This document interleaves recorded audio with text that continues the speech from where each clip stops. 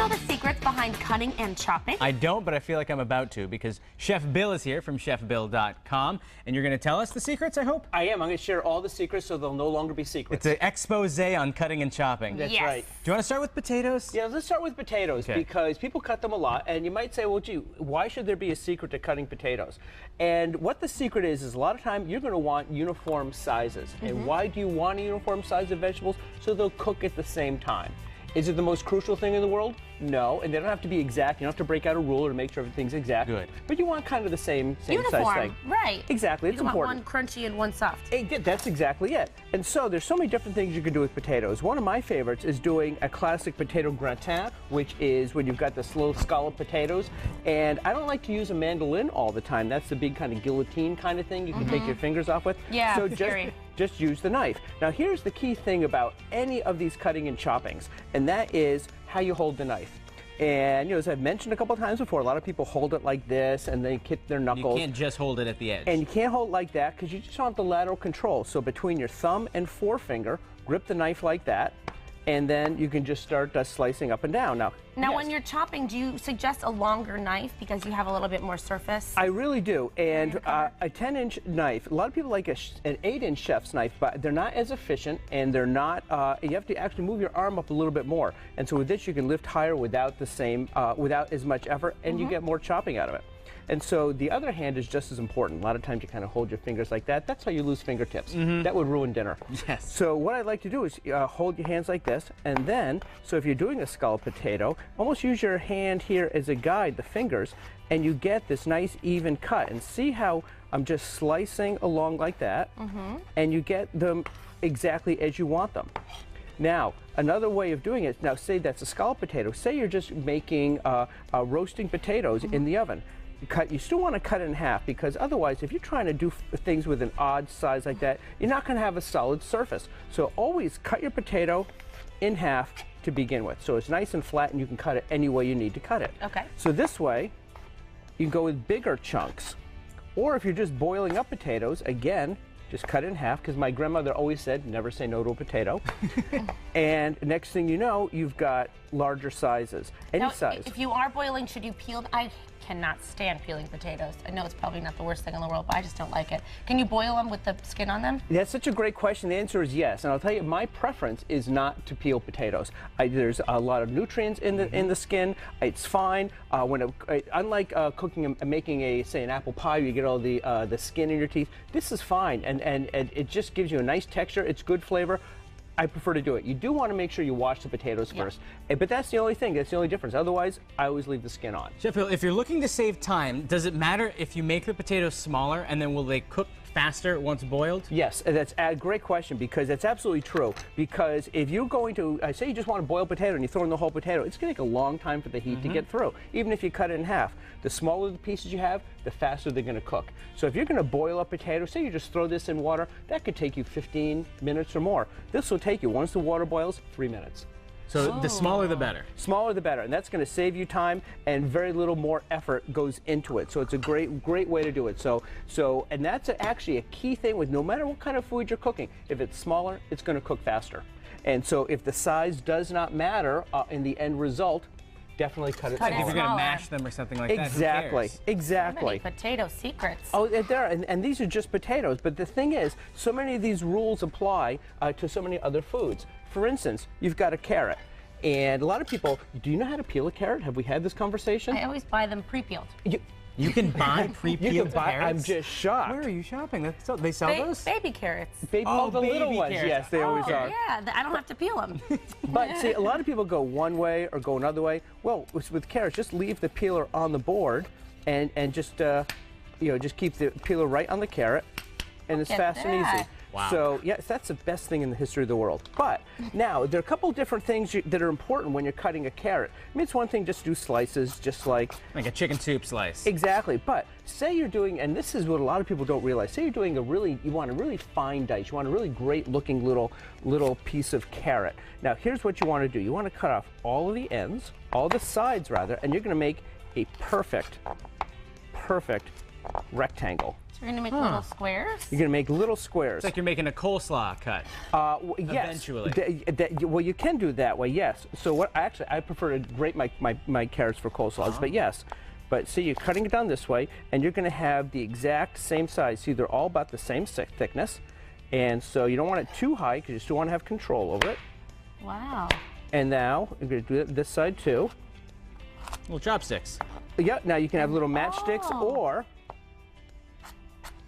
Voila. and voila. Now, do you Look need? at that. The only downside of this is you're not going to have. You have a little leftover, which is great for munching. I was gonna say, put that in some hummus and you're golden. Exactly, golden hummus. Golden hummus.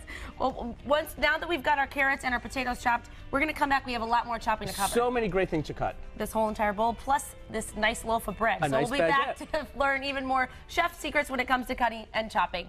Don't go anywhere. Back with personal chef Bill Collins from chefbill.com, also author of the book Knife Skills, and you're going to show us exactly how to put those knives to work, right? Absolutely, because talk about just some basic cutting and chopping that a lot of people don't really know about because, well, as I like to say, if nobody shows you, how are you going to know? You're never gonna know. And I'm going to talk about two things about onions. One of them is generally how to peel an onion. And what I like to do is take the end off with a little stuff growing in the middle there, no big deal. But I like to bring a paring knife down the side and really just pull the skin down this way. Oh. And this way, Like you're peeling a banana almost. exactly. Every And time I peel an onion, it's like we got in a fight. well, Rip it apart. well, you can do that too, but this way it all comes off and I like your way better. well, thank you. And actually, usually I cut the end off first, but due to the excitement of television, I forgot to do that. But So it comes right exciting. up. It is. But now the next thing is there's so many different ways to cut it. Now, again, you want to keep the surface, keep it flat on the surface. And let me also show you one other thing. Is underneath this cutting board, I also put some paper towel, damp cloth, damp paper towel. And that keeps the board from sliding around because you can do everything you can to make the food easier to cut. But if the surface is moving, there go your fingers. Right. So say you want just some basic slices, and this is actually my favorite knife for this, is once you got it in half like that, And this is the same principle now as the potato that we showed you earlier. exactly, and you've got the flat surface and you've got all of these nice little cut up half onions. Or, again, if you just want some larger cuts, larger dice, just cut down half onion that way, cut one way, turn it 90 degrees, Aha. There it is. and you've got all your chunks. Now, here's another little known fact. Say you want all these separate little rings to go into your skillet, but you want them all broken up. You don't have to separate them. Once they start to take on a little bit of heat, they'll just break apart. So you don't have to sit there and break up onions. It'll do it on its own, whether it's sliced, whether it's diced. So That's don't waste your time doing that. exactly. Don't want to do that at all. Okay. So now I'm just going to take some of these off the board here. I want to show you another way to cut. And this is really a classic way of getting small dice. These were larger dices and cubes. Now, what you want to do is you want to leave the root end of the onion intact. You don't want to Interesting. take it off. And I just want to take off one more little bit of skin here. Okay, two more little bits of skin. And you want to cut it in half right down through the root edge.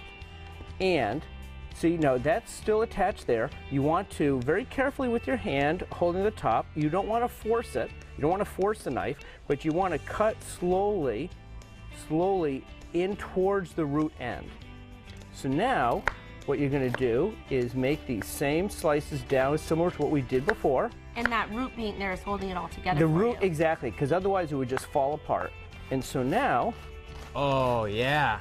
That's perfect. and so you've got all these small dices for whatever you need them for. That's your So omelet cut. impressed. That's exactly it. And you can throw that in salsa, an omelet cut if you don't. And plus, as we were saying earlier, the smaller the food, the quicker it's going to cook. And you can also freeze it once you chop it up like that. You too. really can, yep. And it's a great way if you have a little left over or if you want to use it later. Refrigerator or freeze it. Now we only have about a minute or so left, but can we do the tomato? Because this one kills me. I don't know how to cut tomatoes well at all. We can. I'm going to show you two things. If you can give me both tomatoes. First, Okay. with my handy dandy little tomato shark, I'm going to take the root end out. Oh. And so this is one of the great one-use tools in the world.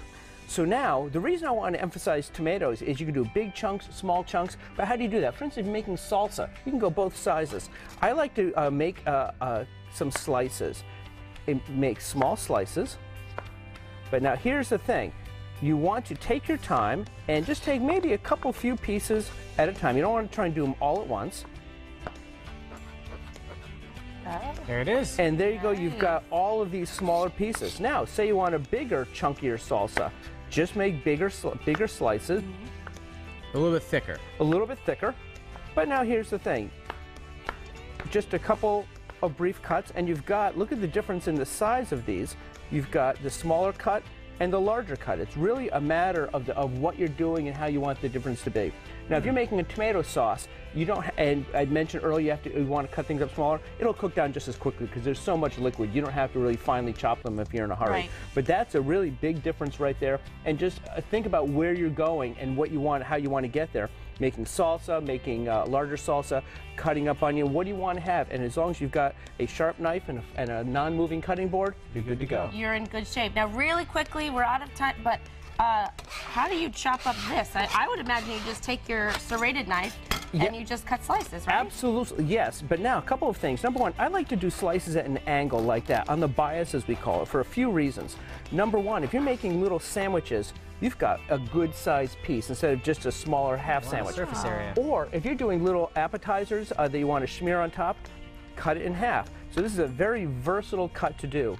Or if you're going to be making, I'm just going to even this off, if you're going to be making croutons, what you want to do is get a manageable size, and again, a flat surface on the bottom, cut down that way, cut down this way, and still keep your fingers. This is a very fresh loaf. It's easier with a loaf that's a little older. Yeah. And then just cut along that way. And next thing you know, you've got these pieces for your croutons, any size you want. Pop them in the oven and you're good to eat. And you're good to go. A little olive oil, garlic, salt and pepper, you're good to go. One other rule of thumb, if you're trying to figure out how many slices of you want for your sandwiches, you can get 40 slices out of a French bread. Wow, 40. That's good for if you're going to make an appetizer or something. And you'll never forget that number now. 40 slices in French bread. See, these are the secrets we get, and if you want even more secrets, Thank you. tune in next week, because Chef Bill's going to be here, and for a copy of this recipe and all these cutting tips, because it's not really a recipe today, just go to mymastermeal.com.